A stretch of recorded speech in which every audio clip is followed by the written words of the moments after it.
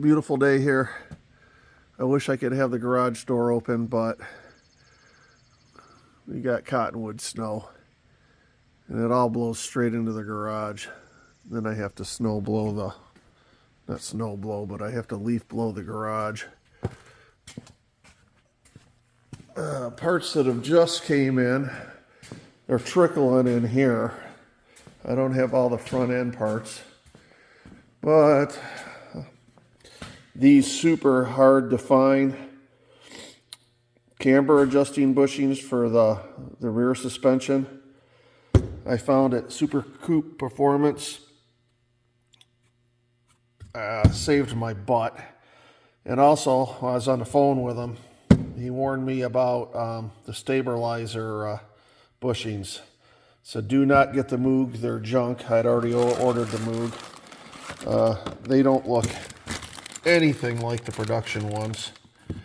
So he said those just come apart, crack and come apart. So those are going back. I was able to find real Timken bearings for the rear. I had a tough time finding that nut right here. It's a specialized lock washer nut, and it is for the bolt that goes through the cam. I still couldn't find a nut. The washer was broken, so I'm going to work on that, figuring out a way around that. Okay, let's get to be putting this mess all back together. And like I said, if you've got a T-Bird or a Mark, look up these guys. You don't want to put a clean bearing into a dirty knuckle. It only takes 5 minutes. Clean your knuckle. Okay, I'm going to point out something before I put these bearings in. There's really no front and rear on these. You can see that the inner race sticks out a little there, but if you put some pressure on it, it goes right in. So the goal is to be pushing on this outer ring.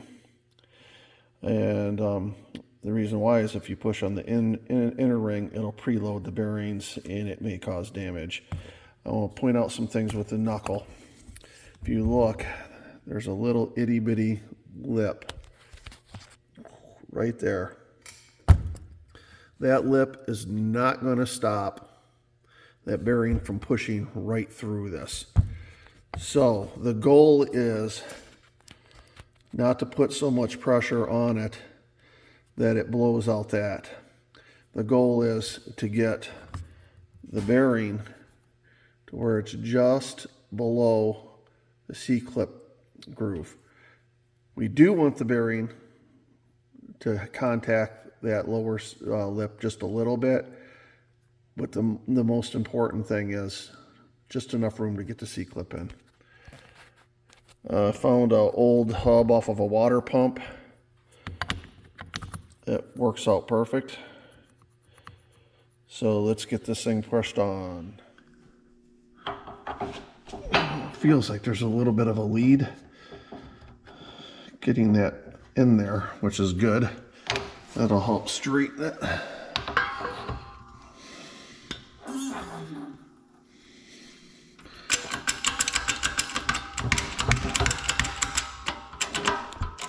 Okay, now I'm getting pressure.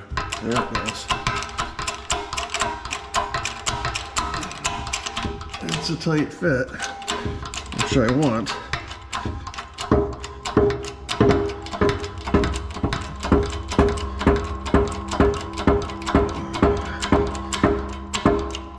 Like I said, pay attention to where that is. I felt a little resistance, so I'm going to check to make sure. Okay, I need to go down farther. Got about 1/8 of an inch.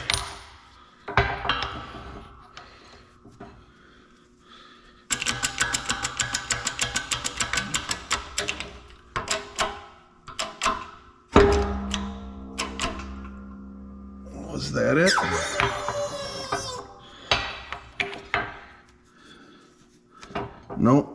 come down even more. Lovely. I really don't want to blow out the front of this knuckle.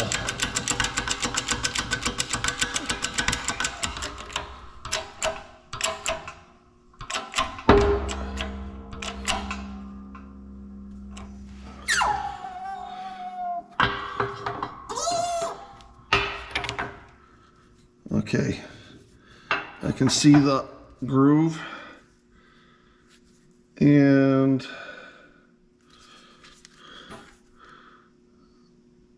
I am not tight up against it yet.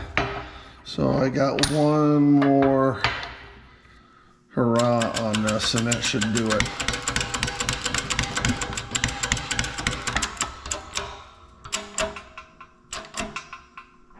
Oh, it doesn't want to go.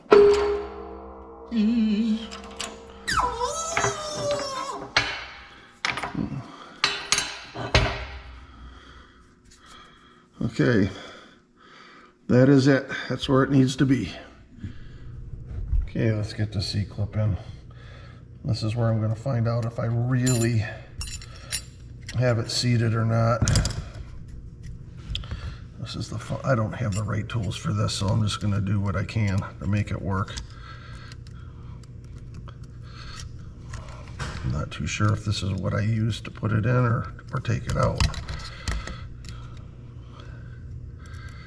No, that ain't the tool I used. Where's the tool I used? Well, maybe it is. Great. Okay. The fun part.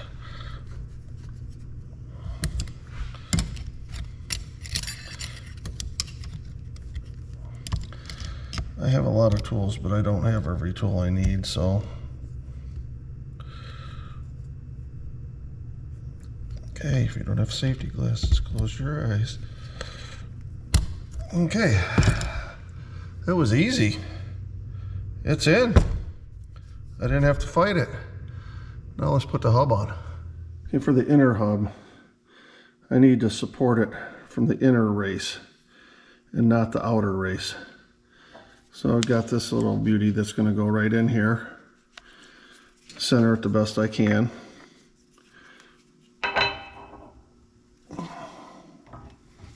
Make sure it's centered. Actually, I have that upside down. There we go. That's better. And then the hub, there's a flat spot in there. If you don't have any tools to do this, you can use a socket.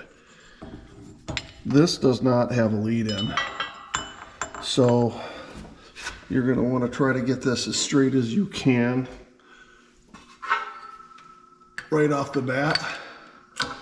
And you're going to push it in. And it's going to go in as far as you can push it in until it stops.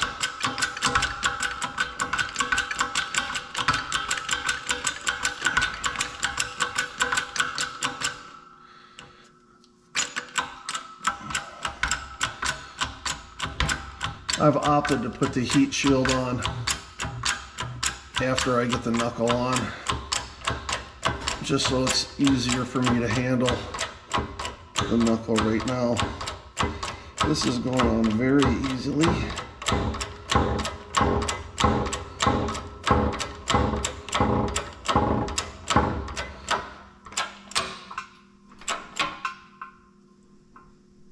There we go.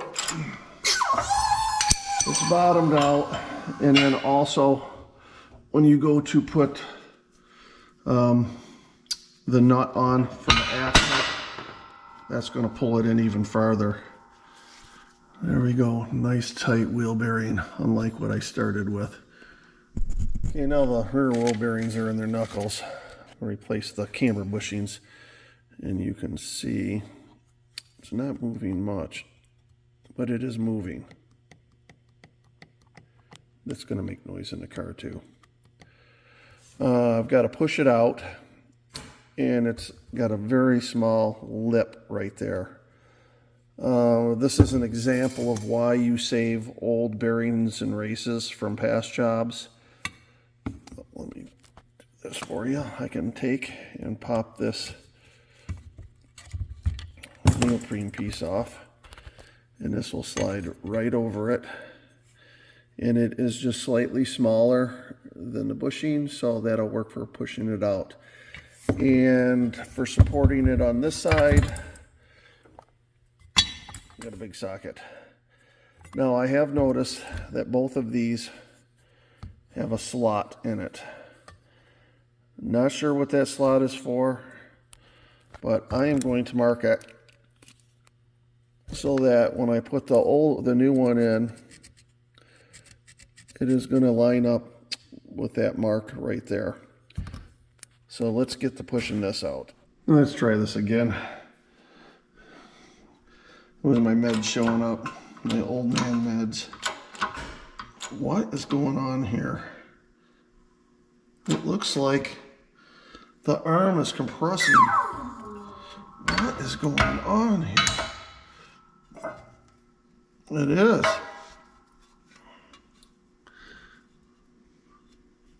It's starting to come out, but the arm is compressed. What kind of hodgepodge deal is that? So the arm is bent in. Jesus. So what that means is I've got to bend this arm back out, and I have to make up some sort of lock collar that's going to fit in here so that it doesn't bend in while I push it. This started to move. I'm not too sure what's going on with this. Let me get this back to where it's supposed to be. I'm fabbing up a tool. I found a piece of metal. I ground it down to the size it needs to be. Now I just got to put a bend in that thing.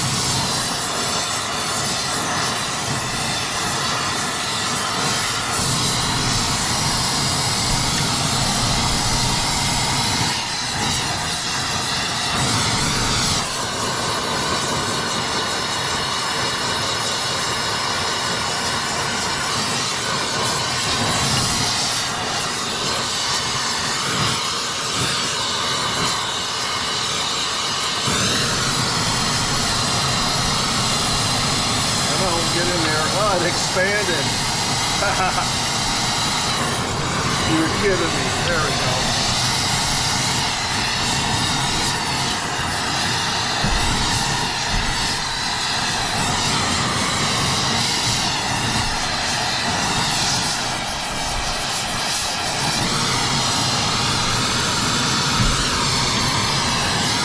That should do it. So now I got my support in there. So when I go to push on it, it will not deform the arm. Okay, I got the spacer tool I just made in there, but I found out this race is the exact same size.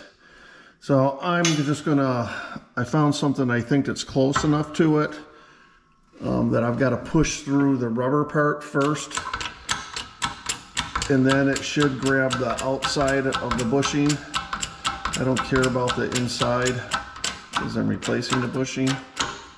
Let's see. Woo! It's out. Okay, putting it back together. I have my spacer in here that I made up. I've got the slot lined up with the yellow spot. This is just going to be a push it in until it flushes out with the outside of this one.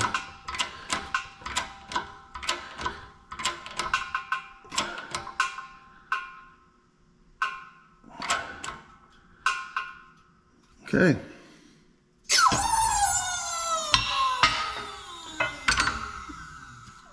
New bushing is in. Okay, let's get to the other one. the trick to getting this bolt in is this shaft needs to be pushed in as far as it can go, so it'll clear this chamfer on the half shaft. Now before I do that, right here, I'm going to put a little nickel anti-seize on these bolts. And anybody that uses this stuff knows you're going to get it on you whether you want to get it on you or not. The key is not to take any leaks for a while until you get your hands clean, or your Johnson will look like the Tin Man's Johnson if the Tin Man had a Johnson. I can only, no, he didn't have one. You never saw the Johnson. Well, a little bit of Wizard Out trivia there. No Johnson on the Tin Man. But anyways, I digress. This will help get these out if they ever need to come out again, and I hope they never do need to come out again. And remember that to replace the washers that are the inside of the lower control arm, I say replace, put them back in. I'm going to keep my fingers crossed. So that one's just going to come right out of the way for now.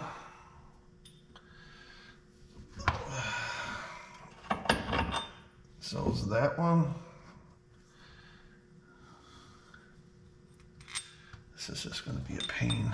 I already know it.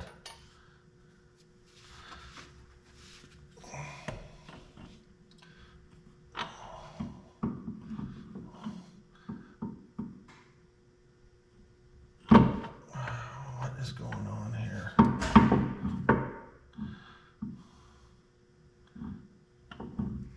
Does it go forward? Or does it go that way?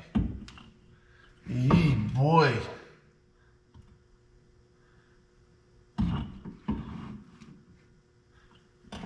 I think it goes this way. No, it can't go that way. The half shaft will hit. It's got to go that way. And then that washer's on the wrong side. Okay, time to look at the book. I figured it out. I should have looked for the witness mark for where the washers were. So we're back at it.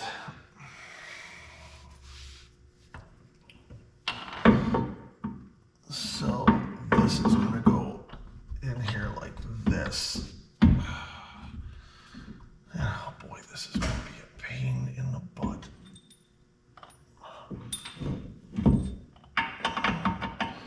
There's that.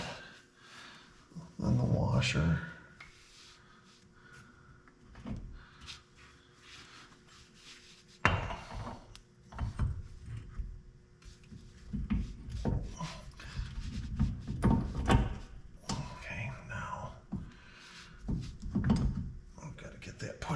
As far as it can go. I am going to put the back bolt into with the washer, and then hopefully that'll help hold all this in place while I do this. That bolt is cocking it. Yeah, that ain't gonna work.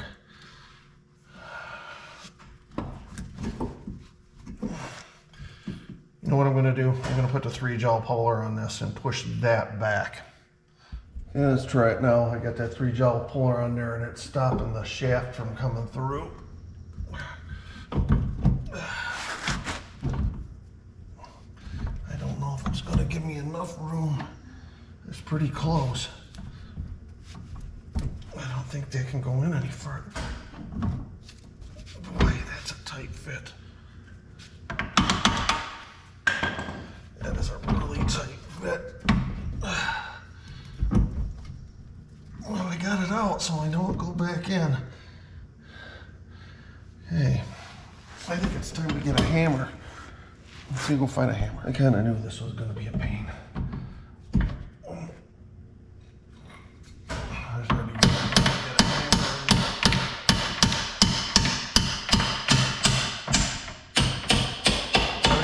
That was the trick. 3-gel puller. Now, I can put that washer in here. Maybe, possibly. Okay, get in there.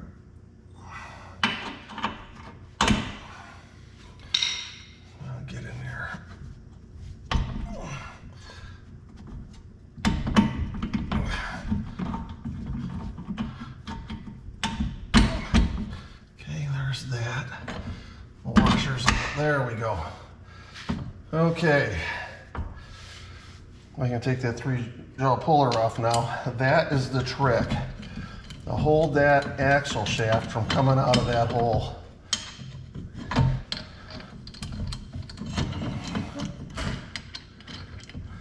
Well, you think they would have put a flat on that bolt for serviceability, you know, just saying.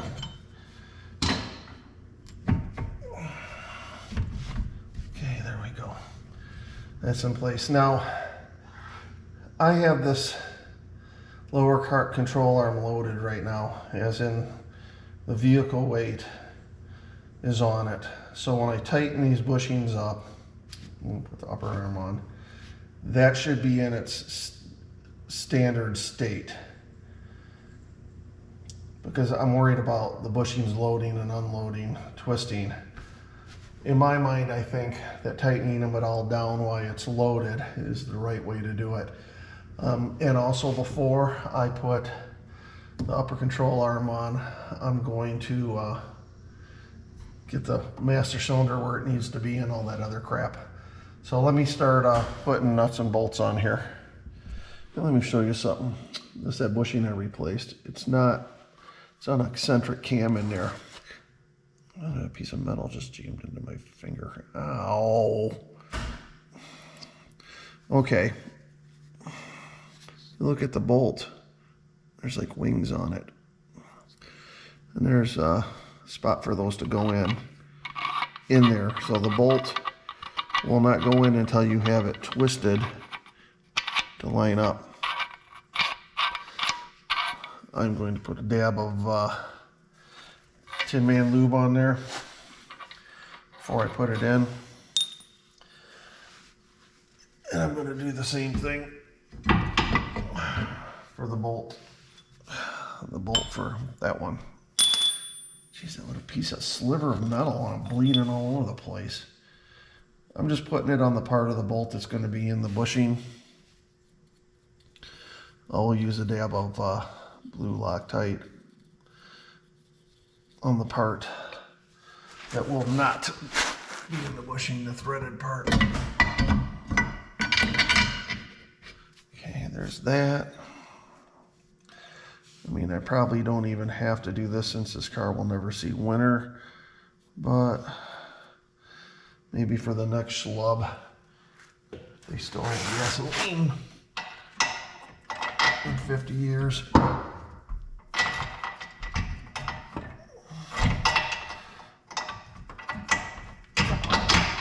Okay, so that's in there, that's in there. Let's go ahead and get these nuts on here. I'll just set that up there right now. I don't want to hang it from the hose. Okay, time to put some Loctite on. Just gonna do one. Oh boy, it's plugged.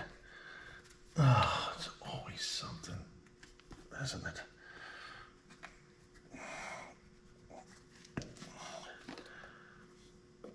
There, Loctite on. I'm doing one nut at a time because this stuff starts to dry out. And the only reason I'm putting this on here is it's the blue Loctite, so it'll just stop the corrosion from getting in. This is a nylock. I guess technically you're supposed to replace these, but I think it'll be all right.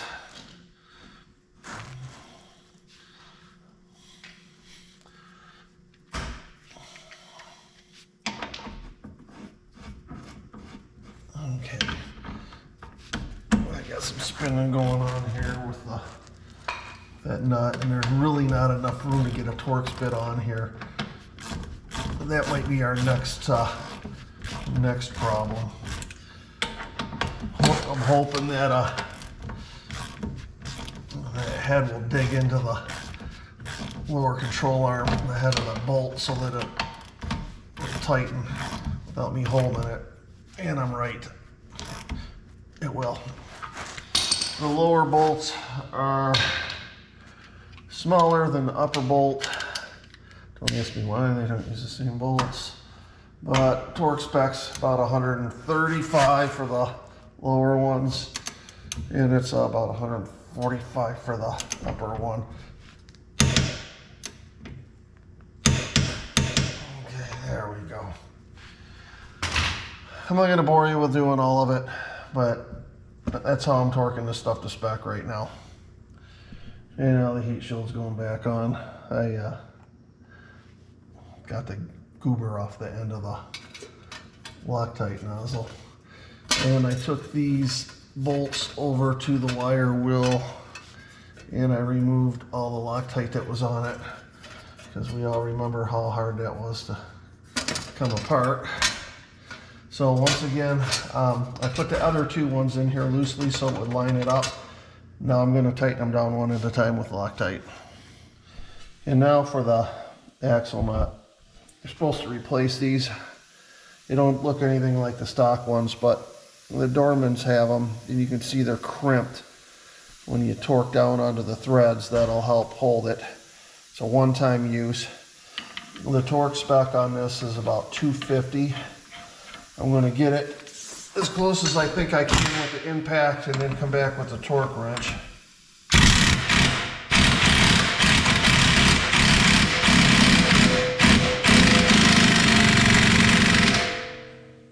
Just to verify it. Take some long deep well sockets, slide them on here. The book shows some dweeb holding the axle with a short screwdriver, or the hub. I don't think that's going to work. I think this will probably work better, because I can use the ground to hold the pry bar. That socket should have got it pretty damn close.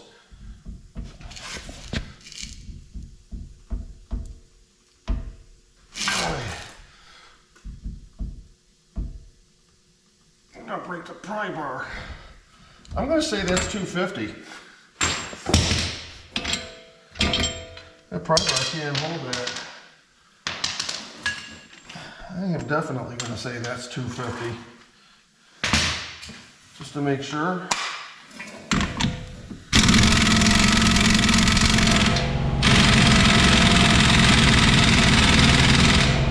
There we go. Click, 250. Yeah, I'm done for today. And once again, Bill's come through at Super Coupe Performance. I ordered this yesterday, and Amazon let me down. I ordered upper and lower control arms. I hope you're enjoying the camera. And the vendor wouldn't even reply, wouldn't send it, nothing. I called up Bill and I said, man, I need these parts. I got a car show coming up next week. And in less than 24 hours, there's my control arms. My lower control arms for front. These are even greasable. These are better than the Moog. So, tomorrow, I put the rest of this car together, and then I'm waiting on brakes. These are TRW. I should have just order all your parts. Some Super Coupe Performance. Don't even mess around. Look at, they got the good shit. God, I wish I would have found them on the internet earlier. Okay. It's my wife's last day of work for the year. I don't know how I celebrate with. How about a tall Minnesota Gold? I gotta go get more of this stuff.